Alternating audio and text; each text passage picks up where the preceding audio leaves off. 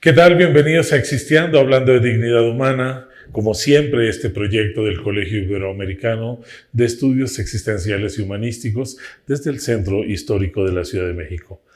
Este día me siento muy, pero muy contento porque de alguna manera nos vamos acercando gradualmente a estas festividades de fin de mes, la conmemoración del Día de Muertos. Y esto hace que las personas se vuelvan un poco más lúdicas.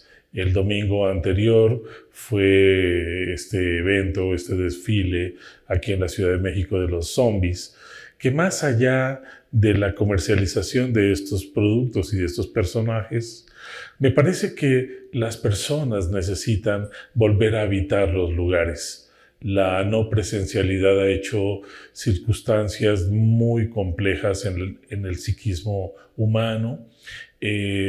A veces invitamos a un curso, a un programa, y todas las personas preguntan, ¿lo van a transmitir?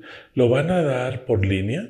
Y entonces estamos hablando de depresión, estamos hablando de tristeza, estamos hablando de pérdida del contacto y estamos en pijama comiendo palomitas y viendo el programa, ¿no? Esto, entre comillas, que nos facilitó el encontrarnos unos con otros, también nos ha quitado mucha actitud, mucha disposición, muchas ganas de salir adelante y retomar nuestras ciudades, nuestros espacios, poder hablar con las familias, poder hacer viajes. El fin de semana anterior estuve en la ciudad de Puebla en el Congreso Nacional de Psicoterapia Humanista, el 27º Congreso, que fue apasionante, ¿no? Volverme a encontrar con muchísima gente, escuchar conferencias en vivo, el aplauso de las personas, la convivencia, los talleres de crecimiento personal, y es retomarnos en la vida, porque de alguna forma nos acostumbramos durante estos años de la pandemia y continuamos en esta pospandemia de una manera muy ausente. Hay mucha dificultad, sobre todo en los niños y en los adolescentes, en poder encontrar un espacio digno para poder trabajar su desarrollo, su crecimiento y su cognición. Por eso, el día de hoy vamos a hablar de lo que significa vivir en relaciones de codependencia y cuáles son esos tips que podemos identificar justamente para romper con estas estructuras tan violentas, tan neuróticas y que dañan tanto a la persona.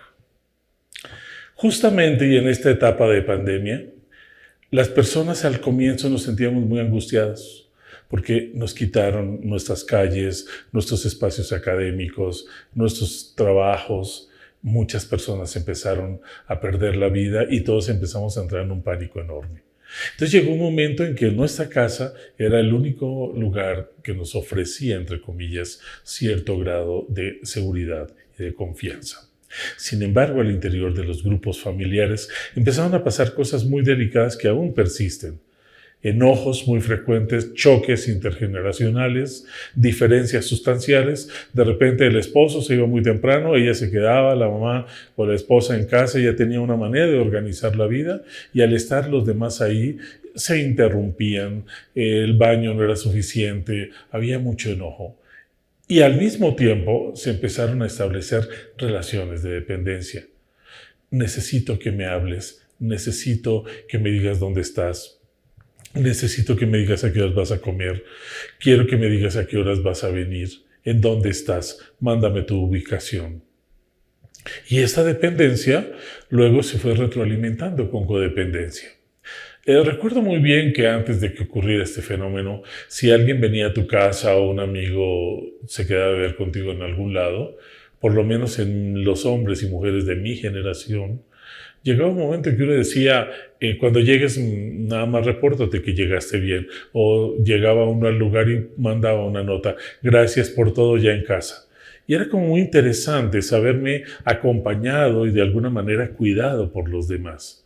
Pero el asunto en la codependencia es que si el otro no me mandó este dato, si el otro no me mandó su ubicación, si no me dice en dónde está, entro en un estado de ansiedad, en un estado de angustia. Y obviamente las justificaciones abundan, ¿no? No, es que soy muy preocupada por ti y lo único que quería era que me dijeras en dónde estabas para saber que estuvieras bien. Pero hay gente que dice, mándame foto para ver en dónde estás, para ver si es verdad que estás en tu casa. Para saber si es real que estás con estas personas. ¿Es cierto si estabas con Gaby, si estabas con Noé, si estaban grabando el programa de Existiendo o en dónde estabas, con quién estabas? Y esto que aparentemente hablaba solamente de preocupación, de interés, se ha convertido en uno de los grilletes más complejos porque hay personas que si yo no mando la ubicación, enseguida desarrollan trastornos de celotipia y de mucha pérdida del control de impulsos y pueden incluso empezar a llamar a otras personas para que todos nos bombardeen y vean específicamente en dónde me encuentro. Cuando nosotros llegamos a este planeta, los brazos de nuestra madre, la presencia de ella, su olor, el intercambio que tenemos a nivel emocional, la lactancia, la presencia de nuestro Padre y de las personas que nos aman, nos crean un vínculo de apego saludable, una base segura, diría Baldwin. Sin embargo, conforme el tiempo va pasando, el niño necesita independizarse y una de las formas de independencia es el gateo, posteriormente es la marcha, más adelante el que pueda explorar el mundo a través de intereses propios y tiene la maravillosa experiencia de poder ir al jardín de niños, a la educación inicial, en donde ya tiene que tener ciertas pautas de comportamiento, aprender a esperar, aprender a compartir con otros, aprender cantos, juegos, dinámicas, y luego su desarrollo motor lo va llevando a establecer una serie de competencias interesantes, como la lectoescritura, la competencia a través del juego, el dominio del lenguaje. Por ejemplo, quienes lesionan de manera muy importante el lenguaje de los niños son las mamás. Porque el niño dice Iki y entonces la mamá ya sabe que eso quiere decir alcánzame la caja de cereal. Las mamás son grandes traductoras. Sin embargo, y afortunadamente, en la mayoría de los casos, tenemos hermanos. Y entonces los hermanos, el niño dice Iki y el hermano dice no te entiendo. Iki, dime qué es lo que quieres, no te estoy escuchando. Y entonces de Iki pasa a caja y de allí a cereal. Y entonces logra el chico realmente un desarrollo. Porque entonces la mamá dice, ay, no le hables duro, ay, no le digas eso, ay, no lo regañes, pobrecito, es chiquito. No, un niño que a los 3 años tiene ese tipo de lenguaje es un niño con un trastorno en el desarrollo. Entonces, en estas etapas, la dependencia de nuestro medio, de nuestros hermanos, de nuestra madre, es no solo necesaria, es útil porque nos permite desarrollar habilidades cognitivas, relacionales y psicoafectivas. Sin embargo, conforme el niño va creciendo, él solito va a ir como aislándose, de repente se encierra en el baño y sobre todo el puber y el adolescente pues ya no quiere que nadie lo vea, 2 horas frente al espejo, arreglándose la ceja, la pestaña, oprimiéndose a veces el barro y lesionándose el rostro y va creando su propio mundo. La fantasía allí juega un papel muy importante porque nos permite dimensionarnos. El asunto es cuando empezamos a sentir que no podemos vivir sin que el otro esté al lado de nosotros. Vienen estas separaciones primarias en donde el niño sufre mucho cuando lo desprenden de la madre y sobre todo cuando se tiene que quedar en el colegio y ya no goza de la protección de la familia porque él sabe que dentro del aula tiene que competir con los demás y marcarse a sí mismo una serie de estrategias y de límites. Pero cuando nosotros sentimos que sin el otro no puedo vivir, cuando sentimos que si el otro no me llama y me deprimo, esto se empieza a dar alrededor de la pubertad. Aún y cuando el chico se vaya aislando, está esperando el reconocimiento de los otros y la aceptación plena para poder incursionar en la vida social, cultural y relacional. En la adolescencia, entonces, me voy a empezar a identificar con mis pares y a desidentificar con mi familia de origen. Entonces mis amigos decidieron todos ponerse una mota de pelo aquí enfrente y yo quiero. Mis amigas todas se peinan con una moñita allá arriba, yo quiero. Y a mis padres eso no les parece. Y empieza a haber una lucha grecorromana, porque el papá dice, sí, ya estás igual, ese sinvergüenza. Lo último que falta es que me llegues tatuado, porque el señor ya se manda solo.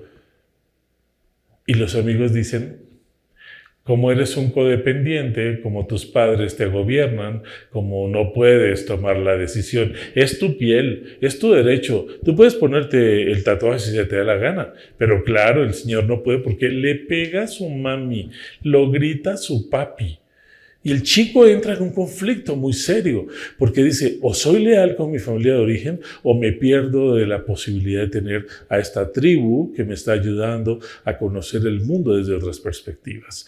Entonces, ¿qué va a pasar allí? Llega un momento en el que esta lealtad es lealtad, me va llevando a darle un valor al afuera que posiblemente no tiene, o un valor al adentro que está sobreestimado, porque los padres, por maravillosos que puedan ser, llega un momento en el que se tienen que diferenciar de mí si son saludables, porque no tiene ningún sentido que mi mamá y mi papá se vayan a mis fiestas de chicos de 16 años con una música que no les agrade y además queriendo pretender vivir una etapa que ellos ya quemaron. O obligo a mi hijo a que se mantenga a través de mis propios valores y sensaciones y necesidades en un esquema que no le ayude a desarrollarse. Entonces, ¿cuándo puedo yo poder identificar que estoy empezando a tener relaciones de codependencia? Cuando necesito de la aprobación de los demás, cuando necesito de que sean ellos los que decidan si yo puedo ir o no, salir o no, vestirme de determinada manera o no. Y a veces los padres son los principales factores para que el chico no desarrolle un esquema personal que más adelante le dé una personalidad fuerte, bien estructurada, con ganas de construirse a sí mismo. Cuando él pretende hacer cosas diferentes, viene la sanción, el padre se impone, y aquí no me vienes con el pelo suelto, aquí no me vienes con el cabello largo, aquí no te vas a poner un arete. Y entra el joven a su casa, pretende diferenciarse y la madre sale y le da una bofetada. Aquí yo no quiero esos vagos. Porque tenemos algo que según el estudio que ha hecho Moscovici se llama representación social. Entonces, todos los que se visten de negro con tatuaje y se dejan crecer el pelo, fuman mota, son antisociales y es gente con la que uno no se puede relacionar saludablemente. Por eso hay que tener mucho cuidado en cuando la afectación del mundo externo empieza a hacer estragos en mi vida y me puede llevar a presentar sintomatología depresiva, de ansiedad o incluso algún trastorno de naturaleza disocial o disruptiva. Es muy difícil durante la pubertad y durante la adolescencia no caer en este tipo de relaciones, sobre todo en la adolescencia. Porque estoy abriendo la ventana, estoy saliendo del útero emocional de mi casa y estoy empezando a identificar posibilidades. De hecho, algunos amigos te dicen, vámonos el fin de semana. Mi familia tiene una casa en alguna ciudad a 2 horas de aquí para descansar, vámonos. Y entonces uno sí, de solo imaginarme una noche que podemos estar hasta las 3 de la mañana riéndonos y contando chistes y juntos. Y la mamá dice, no, porque es el cumpleaños de tu tía Rosalba, a la que no ves hace 18 años. Mamá, pero si tengo 14. Bueno, hace 18 años que no la veo. De todos modos, ya me comprometí a que vamos a ir y yo no me iría tranquila, no me sentiría bien, no me sentiría estable si sé que ustedes no están dentro de la casa. Lo entiendo, pero tengo que darle a mi hijo elementos para que no caiga en relaciones de codependencia, como sería necesitar, les digo, la aprobación. 2, que sean los demás los que deciden por mí. 3, algo muy importante, el rechazo real o imaginario por no ser como los demás quieren, ya sea dentro de mi familia o en mi grupo de pares. Estos pares que tienen la misma edad que yo, sueños parecidos, experiencias comunes. Otro aspecto importante de las relaciones de dependencia es sentirme angustiado o sentirme aburrido, que es lo mismo. Recuerden que dolor y placer para Freud tienen la misma causa, el mismo génesis. Por eso muchos buscamos el dolor a través del cual hay placer, aunque ustedes no lo crean. Estas canciones de Paquita la del Barrio, por eso tienen tantísimo apego en las personas. El Rey y todas estas canciones, porque yo sé bien que estoy afuera, pero el día en que yo me muera, sé que tendrás que llorar. Y entonces nos relacionamos a través del dolor, a través del miedo, a través de la desesperanza. Y estas relaciones de codependencia hacen que la persona no se autoelija y esté esperando que sean los demás los que le indiquen cómo hacerlo, cómo lograrlo, cómo conseguirlo. Cuando el chico o la chica pretenden por sí mismos decir, mamá, encontré este fin de semana un curso que quiero tomar, dan el 80% de beca sobre, no sé, filosofía de la mujer contemporánea, ¿a qué vas a ir allá? A lo mejor todas esas viejas son lesbianas. Ahora no me vas a salir con que te van a gustar ese tipo de cosas. Y además mira cómo estás dejando el pelo, te hiciste un tatuaje en la muñeca, tú no eras así, esa es la influencia de tus amiguitos. Y esa elección que está haciendo el joven de tratar de salir al mundo a encontrar sus propios derroteros es mutilada por la autoridad de la propia dinámica familiar. Entonces, estos elementos nos llevan a buscar, tan pronto puedo, huir de la casa y a veces en las peores condiciones. A los 16, 17 años es muy difícil evitarlo, porque no tengo todavía la fuerza yoica suficiente para decir, pues si mamá no quiere o mi papá no quiere o mis amigos no quieren, no me importa, pues yo soy yo tengo fuerza, yo puedo, me mantengo emocional, física y económicamente, entonces si los demás no me quieren visitar no es mi problema. Pero justamente en esta etapa hay mucha vulnerabilidad y muchas mujeres se casan con parejas que las someten económicamente, que las someten emocionalmente, que las hacen codependientes. Sin mí tú no sirves para nada. Y agradece que te estoy dando un techo, un apellido, y cuando tenían un hijo, y ahora hasta te acepté con un hijo que no es hijo mío. Y estas desventajas sociales, culturales, relacionales e ideológicas hacen que la persona quede en un mundo de aislamiento. Por lo tanto, cualquiera que le cuente que afuera la vida es más bella, la pone en entredicho. Aparece la culpa, aparece el miedo, aparecen muchos sentimientos que no son saludables. Por eso es necesario que nuestros jóvenes tengan orientación en algunos grupos de jóvenes, que puedan salir, que tengan la experiencia de estar en un equipo de básquetbol, de fútbol, ir a nadar, relacionarse con los demás. Y uno puede decir, pero es que todos sus amigos no sirven para nada. La pregunta es, ¿qué opinarán las mamás de los amigos de mi hijo, sobre la familia de mi hijo? Tal vez dicen lo mismo y ni siquiera nos conocemos. Por eso ahí va gradualmente creciendo hasta llegar a la etapa adulta e incluso en la tercera edad hay personas que si el hijo no va, no comen, que si el hijo no las visita, dejan de tomarse los medicamentos. Y si la pareja no les invita a salir, no pueden ir con nadie, porque ellas juraron ante el altar que se casarían para toda la vida. Codepender es necesitar enfermamente de que otro esté en mi vida y sobre todo para que le dé sentido a esta vida. Necesitamos salir de ahí a través del autoconocimiento, de la psicoterapia y de los grupos de encuentro en donde otros con edades parecidas me pueden ayudar a darme cuenta que me estaba asfixiando yo solo. Ahora puedo pintar, puedo hacer escultura, podemos hacer una caminata, ir a una biblioteca. Los jóvenes pueden salir, identificarse, porque de otra forma nos estamos condenando a nosotros mismos y quedaremos aislados de nuestras propias necesidades. Les invito a que después de que vean Existiendo, lo comenten con sus hijos, lo comenten con su pareja. Estas tradiciones de que todos los fines de año los tenemos que pasar juntos.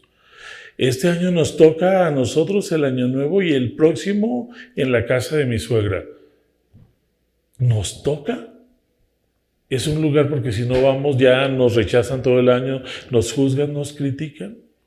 No puedo improvisar otra cosa. En mi casa no hay árbol de Navidad, no pueden venir también a mi casa. Es que es muy chiquito el lugar, no hay patio.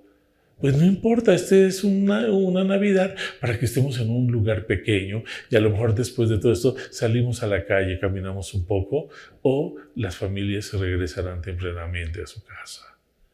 El amor empieza por la autoelección, el amor empieza por el autorrespeto. El compromiso de nosotros con nosotros es un escaparate para la toma de decisiones. De ustedes va a depender también que se quieran a sí mismos, que tengan una alta estima, que tengan una disposición, que tengan un cambio, que no permitan que los demás los gobiernen, que los demás los sometan. Tampoco se trata de ser un anarquista que nunca se compromete con ninguna familia y se va todo el tiempo y se aísla todo el tiempo. Por eso, búscanos en Existeando, búscanos en las páginas del CIES. Asiste a los talleres, asiste a los encuentros. Todo esto nos va a ayudar en mucho a ser mejores seres humanos. Y algo muy importante, la autoelección siempre te dará la oportunidad de decir, quiero estar ahí o hoy no quiero estar ahí. Es una forma también de autogobierno. Por eso, cada semana Existeando te ofrece estos temas. Compártelos, retroaliméntalos, escríbenos, dale like a la campanita, sé parte de la familia CIEX y seguramente que tendremos muchos temas para reflexionar y para ser mejores seres humanos. Hasta la próxima semana en Existeando, hablando de dignidad humana.